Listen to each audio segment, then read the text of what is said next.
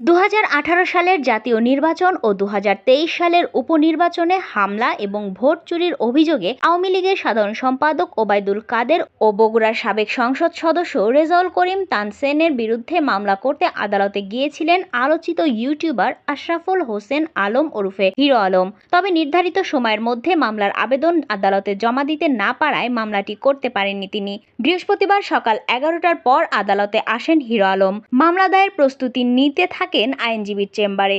তবে শেষ পর্যন্ত আদালতে মামলাটির আবেদন জমা দিতে পারেননি তিনি। গণমাধ্যমকে হিরো আলম জানান, মামলার দরকারি কিছু কাগজ ও প্রক্রিয়া শেষ করতে কিছুটা দেরি হয়ে যায়। এ কারণে বৃহস্পতিবার আদালতে মামলার আবেদন জমা দিতে পারেননি তিনি। সব প্রক্রিয়া শেষে আগামী রোববার মামলার আবেদন আদালতে জমা দেওয়ার আশা করছেন তিনি। হিরো আলম আরও জানান, ২০১৮ সালে সংসদ নির্বাচনে তাকে নির্বাচন থেকে সরতে ভোটের দিনেই তার ওপর হামলা করা হয়েছিল। ২০২৩ সালের উপনির্বাচনে ভোটে তিনি জিতলেও তাকে বাদ দিয়ে আওয়ামী লীগ ও স্থানীয় প্রশাসন রেজাউল করিম তানসেনকে বিজয়ী ঘোষণা করা হয়। এ সকল অভিযোগে ওবায়দুল কাদের ও রেজাউল করিম তানসেন সহ অন্তত ৫০ জনের বিরুদ্ধে মামলা দায়ের করবেন আলম।